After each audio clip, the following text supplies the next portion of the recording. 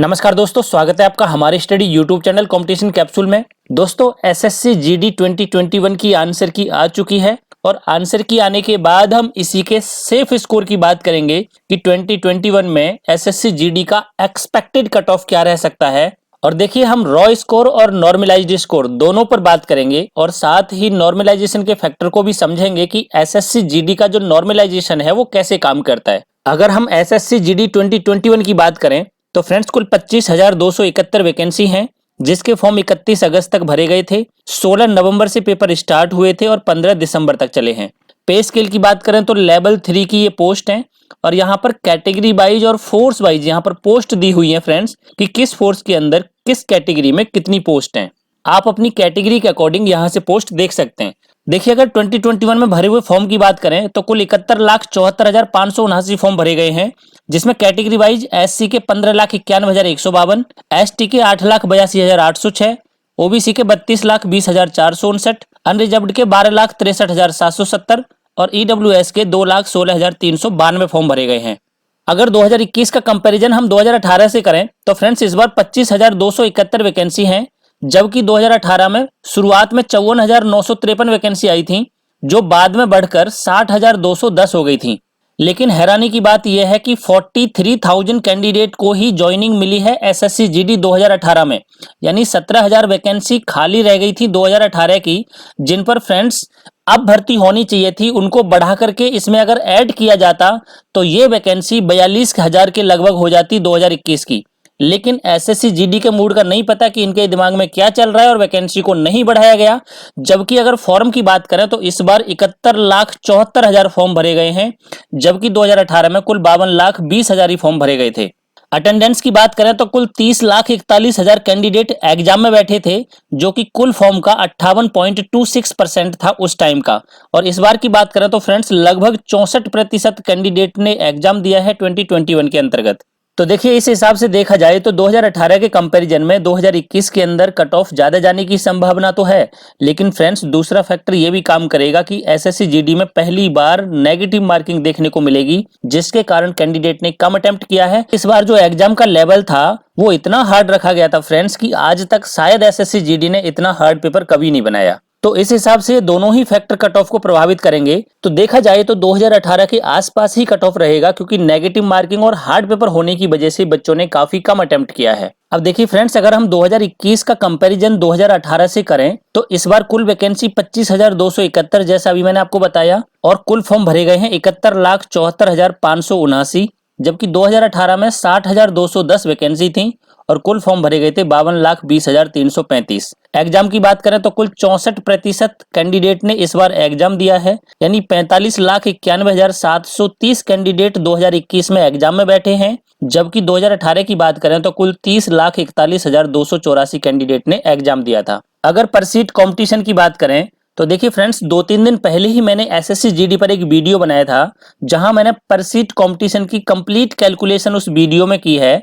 अगर आपने ये कैलकुलेशन देखनी है तो डिस्क्रिप्शन बॉक्स में उसका लिंक है, आप उस वीडियो पर जाकर ये सारी कैलकुलेशन देख सकते हैं। साथ ही उस वीडियो में मैंने कैटेगरी वाइज कंपटीशन भी बताया है कि पर कैटेगरी से कितने फॉर्म भरे गए हैं, कितनी वैकेंसी है, कितने प्रतिशत कैंडिडेट ने एग्जाम दिया है, एग्जाम देने के बाद का कंपटीशन क्या है। क्योंकि अगर ये सारी कैलकुलेशन मैं यहाँ करूंगा तो टाइम उतना ही कंज्यूम हो जाएगा फ्रेंड्स। सेम बात ही मैंने पिछली वीडियो में बताई है, तो इस चीज को इस वीडियो में रखने का कोई मतलब नहीं, क्योंकि हमारे पास और बहुत सारे पॉइंट है जिन पर हमें अभी बात करनी है। तो अगर आपको ये सारी कैलकुलेशन देखनी है तो डिस्क्रिप्शन बॉक्स में लिंक, आप यहाँ जाकर के आप उस वीडियो को देख सकते हैं, या फिर आई बटन पर क्लिक करके भी आप उस वीडियो पर जा सकते हैं। अब देखिए, सबसे इंपॉर्टेंट बात जो हमें करनी है वो है कि एसएससी जीडी 2021 में कौन कौन सी शिफ्ट हार्ड थी और कौन कौन सी शिफ्ट इजी थी। देखिए फ्रेंड्स, अगर देखा जाए तो किसी भी शिफ्ट को आप इजी नहीं कह सकते, क्योंकि हर एक एग्जाम की शिफ्ट का जो लेवल रखा गया था वो काफी स्टैंडर्ड था। क्योंकि देखिए, किसी शिफ्ट में जीके बहुत ज्यादा हार्ड दे दी थी और किसी शिफ्ट में मैथ बहुत ज्यादा कैलकुलेटिव था। तो हम किसी भी शिफ्ट को इजी तो नहीं कह सकते, पर फिर भी अगर इस बार 16 नवंबर से लेके 15 दिसंबर तक जो एग्जाम हुए हैं,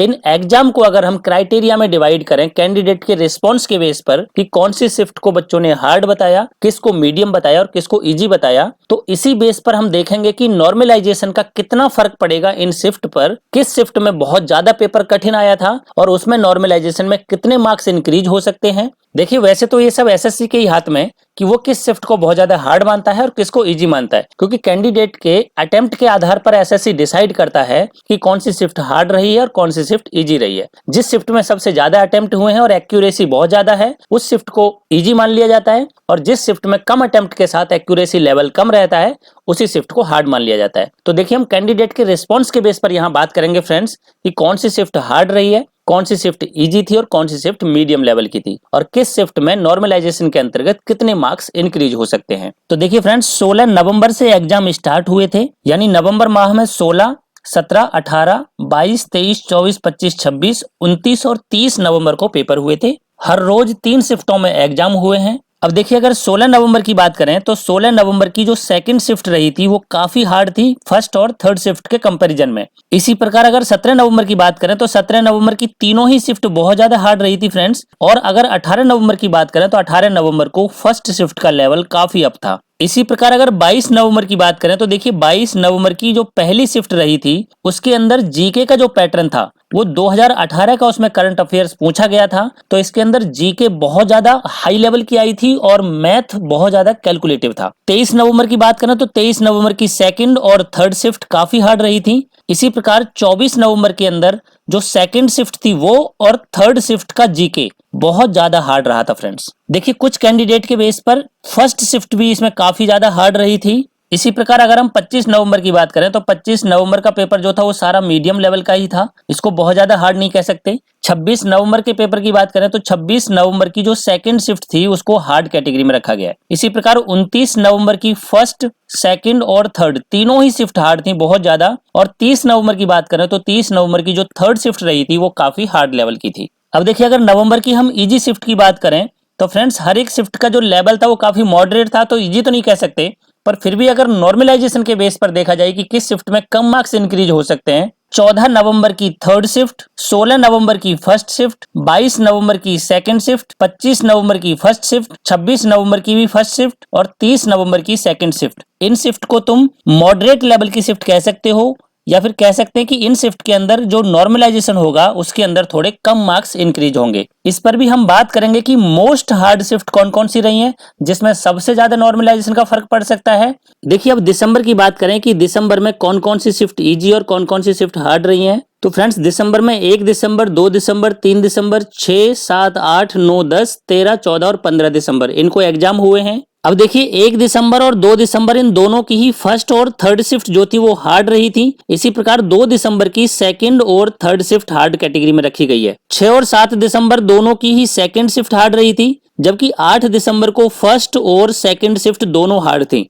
9 दिसंबर की बात करें तो 9 दिसंबर की थर्ड शिफ्ट को काफी हार्ड कैटेगरी में रखा गया है। 10 दिसंबर की सेकंड और थर्ड ये दोनों शिफ्ट हार्ड रही थी, जबकि 14 दिसंबर की फर्स्ट और सेकंड ज्यादा हार्ड थी। देखिए फ्रेंड जो सेकंड शिफ्ट रही थी 14 दिसंबर की इसमें मैथ जो था वो बहुत ज्यादा कैलकुलेटिव था। 15 दिसंबर की बात करें तो 15 दिसंबर की फर्स्ट शिफ्ट काफी हार्ड रही है। देखिए अब इसी बेस पर अगर हम इजी शिफ्ट की बात करें कि कौन कौन सी ऐसी शिफ्ट रही है जिनका जो एग्जाम का लेवल था थोड़ा इजी रहा था, तो देखिए 3 दिसंबर और 6 दिसंबर इन दोनों को ही फर्स्ट शिफ्ट का जो पेपर रहा था वो थोड़ा इजी लेवल का था। अब देखिए फ्रेंड्स हम बात करते हैं कि इस बार नॉर्मलाइजेशन कैसे रहेगा, नॉर्मलाइजेशन में कितने मार्क्स इंक्रीज हो सकते हैं। तो ये बताने से पहले मैं आपको कुछ कैंडिडेट के मार्क्स दिखाता हूं कि प्रीवियस ईयर में एसएससी ने किस प्रकार से मार्क्स इंक्रीज किए हैं नॉर्मलाइजेशन में। देखिए पहले मैं आपको रेलवे के मार्क्स बताता हूं कि रेलवे अपने नॉर्मलाइजेशन में कैसे मार्क्स इंक्रीज करता है। ये आरआरबी एनटीपीसी 2016 की कॉपी है एक कैंडिडेट की, जिसने कुल 96 क्वेश्चन तो पहले वैलिड रहे थे। उन 96 में से इसने 87 अटेम्प्ट किए हैं, जिसमें 69 इसके करेक्ट थे और 18 क्वेश्चन इसके रॉन्ग थे। उसके बावजूद इस कैंडिडेट का जो नॉर्मलाइजेशन हुआ, क्योंकि 63 इसका रॉ स्कोर रहा, और इसको अगर 100 में से देखा जाए क्योंकि 96 वैलिड क्वेश्चन थे, तो इस प्रकार इसका रॉ स्कोर बढ़कर हो गया था 65.62, जो बाद में नॉर्मलाइज होकर हो गया था 92। तो लगभग 27 मार्क्स इसके इंक्रीज हुए थे। ये आरआरबी एनटीपीसी की मैं बात कर रहा हूं। इसी प्रकार ये दूसरा कैंडिडेट है, देखिए इसने टोटल 98 अटेम्प्ट किए, 65 इसके सही थे, 33 इसके रॉन्ग थे। जो इसका रॉ स्कोर रहा है वो 54 रहा है, और इसमें 99 क्वेश्चन वैलिड थे, तो इसका रॉ स्कोर बढ़कर हो गया था 54.54, जो बाद में नॉर्मलाइज होकर हो गया था 88 मार्क्स। ये एक और कॉपी है, देखिए इसने 84 अटेम्प्ट किए हैं, 76 इसके करेक्ट हैं, 8 इसके रॉन्ग हैं। और फ्रेंड्स 2 क्वेश्चन को इग्नोर किया गया था, तो 98 में से पहले इसके 73 मार्क्स जो रॉ स्कोर बन रहा था वो बाद में बढ़कर 74.82 रॉ स्कोर हो गया था, और नॉर्मलाइज होकर के ये 101.2 मार्क्स हो गया था, यानी लगभग 26 मार्क्स इंक्रीज हुए थे। फ्रेंड्स एसएससी के अंदर जो नॉर्मलाइजेशन होता है वो थोड़ा अलग क्राइटेरिया से होता है। जैसे अगर कोई इजी शिफ्ट रही है तो इसमें मार्क्स इंक्रीज होने के बजाय डिक्रीज भी हो सकते हैं, लेकिन आप बिल्कुल टेंशन ना करें, इस बार ऐसी कोई शिफ्ट नहीं थी जिसमें मार्क्स डिक्रीज होने के बिल्कुल भी चांस हो। देखिए कैंडिडेट की कॉपी है ये 2018 की, जिसका रॉ स्कोर 104 था, जो बाद में नॉर्मलाइज्ड होकर 145 हो गया था, यानी लगभग 41 मार्क्स इंक्रीज हुए हैं इस कैंडिडेट के नॉर्मलाइजेशन में। ये एक और कैंडिडेट की कॉपी है, देखिए इसका 155 रॉ स्कोर था, जो बढ़कर 172 हो गया, लगभग 17 मार्क्स इस कैंडिडेट के इंक्रीज हुए हैं नॉर्मलाइजेशन में। एक और कॉपी की बात करें तो देखिए इसका 161 रॉ स्कोर था, जो बाद में बढ़कर 201 हो गया, यानी इस कैंडिडेट के भी लगभग 40 मार्क्स इंक्रीज हुए हैं नॉर्मलाइजेशन में। तो एसएससी के अंदर जो नॉर्मलाइजेशन होता है, अगर बहुत ज्यादा हार्ड शिफ्ट है तो नॉर्मलाइजेशन में मार्क्स भी काफी इंक्रीज होते हैं। अब जरा इस कैंडिडेट को देखो कि इसका रॉ स्कोर 122 था, लेकिन घटकर 118.48 हो गया। तो फ्रेंड्स एसएससी के अंदर ऐसा कई बार देखा गया है कि अगर शिफ्ट ज्यादा इजी रही है तो आपका नॉर्मलाइज्ड स्कोर रॉ स्कोर से कम भी हो सकता है। पर इस बार पेपर का जो लेवल है काफी स्टैंडर्ड है, तो किसी के भी मार्क्स घटने के तो चांसेज है ही नहीं।